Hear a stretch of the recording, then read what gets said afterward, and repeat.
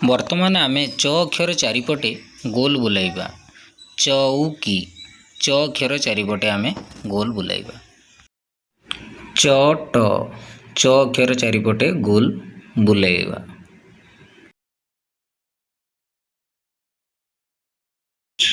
ଏହାପରେ ଦେଖିବା ଚାମଚ, ଚା, च ଅକ୍ଷର ଚାରିପଟେ ଗୋଲ ବୁଲେଇଲେ। ବର୍ତ୍ତମାନ ଟ ଚାରିପଟେ ବାକ୍ସ ତିଆରି କରିବା ବା ଆୟତ ଚିତ୍ରକ ତିଆରି କରିବା। ବର୍ତ୍ତମାନ ଆମେ ଟ ଅକ୍ଷର ଚାରିପଟେ ଆୟତ ଚିତ୍ର ବା ଚତୁର୍ଭୁଜ ତିଆରି କରିବା। କବାଟ, ଟ ଅକ୍ଷର ଚାରିପଟେ ଆୟତ ଚିତ୍ର ତିଆରି କରିବା। ଅରଟ, ଟ ଅକ୍ଷର ଚାରିପଟେ ଆୟତ ଚିତ୍ର କରିବା ବା ଚାରିକଣିଆ ଆମେ କରିବା ବା ଆୟତ ଚିତ୍ର ଭିତରେ ଟ ଅକ୍ଷରକୁ ରଖିବା। ଚଟ, ଚଟ ଶବ୍ଦରେ ଟ ଅକ୍ଷର ଚାରିପଟେ ଆୟତ ଚିତ୍ର ତିଆରି କରିବା ବା ଚାରିକଣିଆ ତିଆରି କରିବା। ସେହିଭଳି ଟଗର, ଟ-ଗ-ର, ପ୍ରଥମେ ଟ ଅଛି, ଟ ଚାରି ପାଖରେ ଚାରିକଣିଆ ତିଆରି କରିବା, ଆୟତ ଚିତ୍ର ତିଆରି କରିବା। ବର୍ତ୍ତମାନ ତମେ ଦେଖିପାରୁଥିବ ବାଘ, ମାଠିଆ, ପନିକି। ଏହି ଶବ୍ଦ ପାଖରେ ଚ ବା ଟ ଅକ୍ଷର ନାହିଁ, ତେଣୁ ଆମେ ଏହି ଯେଉଁ ଶବ୍ଦ ଗୁଡ଼ିକ ପାଖରେ ଆମେ ଗୋଲ ବୁଲେଇ ବା ଆୟତ ଚିତ୍ର ବା ଚାରିକଣିଆ କରି ନାହାନ୍ତି। ବୁଝିପାରିଲ? ବର୍ତ୍ତମାନ ଆମେ 2 ନମ୍ବର ପ୍ରଶ୍ନ ଦେଖିବା। ତଳ ଛବିରେ ଥିବା ଜିନିଷ ମାନଙ୍କର ନାମ କହିବା। କେଉଁ ଜିନିଷ ଗୁଡ଼ିକ ଭାରୀ ଓ ହାଲୁକା ଗୁଡ଼ିକ କହିବା। ଚାମଚ ହାଲୁକା, ମାଠିଆ ହାଲୁକା,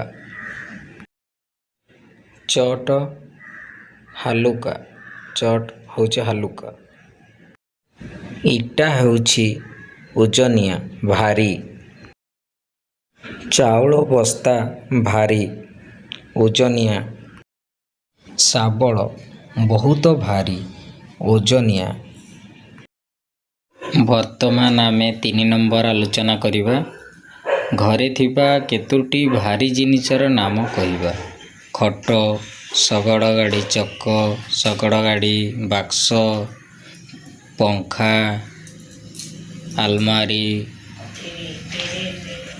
ଗଡରେଜ, ଏସବୁ ଭାରୀ ଜିନିଷର ନାମ। 4 ନମ୍ବର ପ୍ରଶ୍ନରେ ଅଛି ଛବି ଦେଖି ତଳ ଲେଖା ପଢ଼ିବା। ଚଟିଆ, ଚପଲ, ଖଟ, ଚାବି, ଚଟୁ, ଚକ। ଏଇଭଳି ଆମେ ପଢ଼ିପାରିବା। ଚ-ଟରେ ଟି ଆ ଚଟିଆ, ଚ-ପ-ଲ ଚପଲ, ଖ-ଟ ଖଟ, ଚରେ ଆକାର ଚା, ବରେ ହର୍ଷେଇକାର ବି ଚାବି, ଚ-ଟରେ ଟୁ ଚଟୁ, ଚକ ଚକ। ଛବି ଦେଖି କହିବା। 5 ନମ୍ବରରେ ଦେଇଛି ଛବି ଦେଖି କହିବା। କିଏ ଧୋତି ପିନ୍ଧିଛନ୍ତି? ଜଣେ ପୁରୁଷ ଲୋକ ଧୋତି ପିନ୍ଧିଛନ୍ତି। ସେ ଆଉ କ'ଣ କ'ଣ ପିନ୍ଧିଛନ୍ତି? ଧୋତି, କୁର୍ତ୍ତା, ପାଇଜାମା, ଚଷମା। ତୁମ ଘରେ ଆଉ କିଏ କିଏ ଅଛନ୍ତି? ବାପା, ମା, ଭାଇ, ଭଉଣୀ, ପିଉସୀ, ଏମାନେ ସବୁ ଅଛନ୍ତି। କିଏ ଶାଢ଼ୀ ପିନ୍ଧିଛନ୍ତି? ଜଣେ ସ୍ତ୍ରୀ ଲୋକ ଶାଢ଼ୀ ପିନ୍ଧିଛନ୍ତି। ସେ ଆଉ କ'ଣ କ'ଣ ପିନ୍ଧିଛନ୍ତି?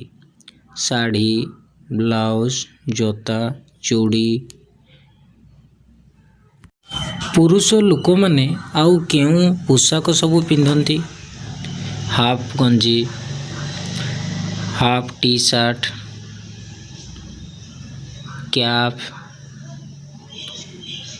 ଘଣ୍ଟା।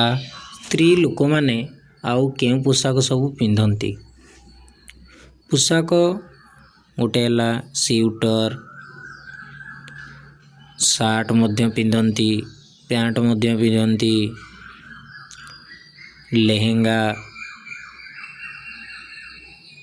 ଏହିସବୁ ପିନ୍ଧିଥାନ୍ତି।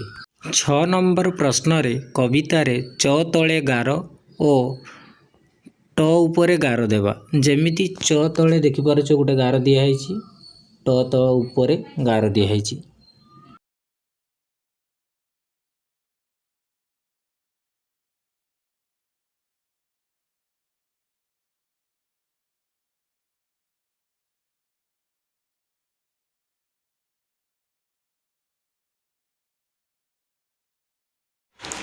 ଚ ଏବଂ ଟକୁ ଲଗାଇ ଆମେ କେତେ ଗୁଡ଼ିଏ ଶବ୍ଦ ଲେଖିବା। ଯେମିତି ଚକୁଳି, ଚକ, ଚାଉଳ, ଟଗର, ମଟର, ମାଟି। ଏହିସବୁ ଶବ୍ଦ ଗୁଡ଼ିକ ହେଉଛି ଚ ଟକୁ ଲଗାଇ ଆମେ ଲେଖିଲେ। 8 ନମ୍ବର ପ୍ରଶ୍ନରେ ଦେଇଛି ଚ ଅକ୍ଷର ଯେଉଁଠି ଅଛି ତା ଉପରେ ଗୁଡ଼ି ରଖିବା। ଦେଖ ଆମେ ଏହା ଉପରେ ନାଲି ରଙ୍ଗର ଗୁଡ଼ି ରଖାଯାଇଛି ଏବଂ ତୁମେ ଦେଖିପାରୁଥିବ ଏଇଭଳି ତୁମେ ଚ ଅକ୍ଷରରେ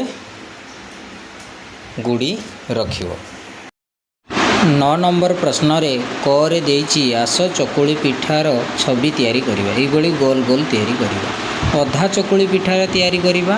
ପ୍ରଥମେ ଗୋଟେ ଗାର ଦେବା, ତାପରେ ଉପରେ ଟୋପି ଦେଇଦେବା, ହେଇଯିବ।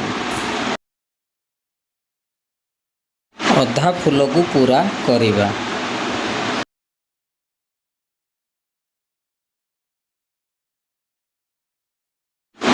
ବେଙ୍ଗୁଲି ନାନୀ କ'ଣ କରୁଛି ନା ପିଠା କରୁଛି। ଖରେ ଦେଇଛି ପିଠା କରିବା ପାଇଁ କି କି ଜିନିଷ ଦରକାର।